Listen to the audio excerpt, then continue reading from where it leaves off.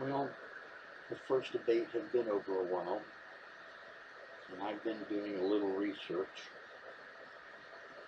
There's some negatives here that I need to report on, and I would like the people who haven't seen the debate to go online and watch it. It will be an eye-opening event if you do. The first thing that I want to put forth is that Vice President Kamala Harris was born in California. She does have a American visa. However, she was raised from age 5 until 1981 when she graduated from Westmont High School in Quebec. She was raised as a Canadian. She doesn't have American values in many respects. As far as her being a Marxist, her father studied Marxists in order to give an analogy of what Marxist beliefs are, but he did that on other subjects as well, making a balanced effort. Marxism, in my opinion, is the wrong thing to do, but I can't find anything against her father for trying to learn more about Marxist attitudes and abilities so that he could properly teach what political subjects were about. So whether Harris is a Marxist, I personally do not know. I think she's somewhere in the middle, but I'm not sure exactly where. The abortion issue is, in my opinion, one that is going to hold a lot of mainstay where this country is concerned. The reason being is that when is abortion allowed and when can abortion be made, blah, blah, blah, blah. Where this subject is concerned, my humble opinion is abortion, regardless of whether it is done for rape and incest and all this other stuff, is murder in the first degree. That child that was created, was conceived, is innocent as the person who was raped and now pregnant. That child is as innocent as that person and has the right to have a life. Even if the child is born and given up for adoption, it is a heck of a lot better than murdering the child before it is even born. Whether some places are killing children after they're born, I'm not sure about this. I think there's a lot of BS where that is concerned. Some of the main points of the Project 2025. Their main points are restoring the family as a centerpiece to American life. That sounds good, but some of the points under that subject are kind of iffy. The main part of it is solid, in my opinion. Dismantling the administrative state. I really don't know what that means, so I cannot commentate on it. Defending the nation's sovereignty at the borders. That is very important. I think that the people of this country should cinch up their waist belts and build that wall between Mexico and the United States, or at least put 3 times the amount of officers on the border to stop it from happening.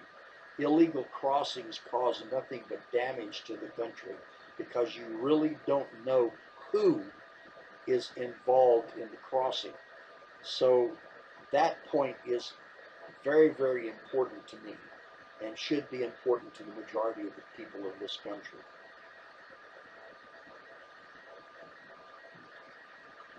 The next point is securing God-given individual rights to live freely.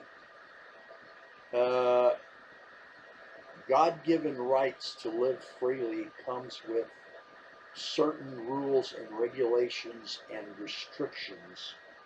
And it doesn't mean you have the right to live an open life. Go out and do what you want to, when you want to, how you want to. That's BS. You must follow common sense rules and regulations in order to live your life. And living a life without any consideration of others is instantly wrong. Taking partisan control of various government departments. Uh, Governmental departments should run independently of partisan control or any kind of control. It should be based on rules, regulations, and laws that were put in place by elected officials and the votes of the common people. Having them controlled by a partisan group is BS and the wrong thing to do. I have a feeling that that point is going to be a major point of consideration. Reducing environmental and climate change regulations. Yay and nay. There are some of the rules and regulations that are not that good. They need to be moderated. But the majority of them are in there to prevent any further destruction of the climate of this country. We're in the middle of climate change right now, and it's good in some places, bad in some places, and indifferent in others. Oh, and by the way, going back to a little bitty issue there was a period in the world history, long before man took over the earth, that there was basically very little land available on earth.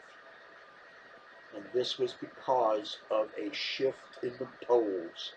And if the shift in the poles happens again, the continents as we know them today will basically cease to exist. Right now we have the African continent is being divided in half by literally earthquakes and the change in the way the movement of the land is.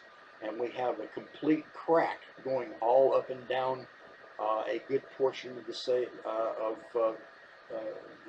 African continent.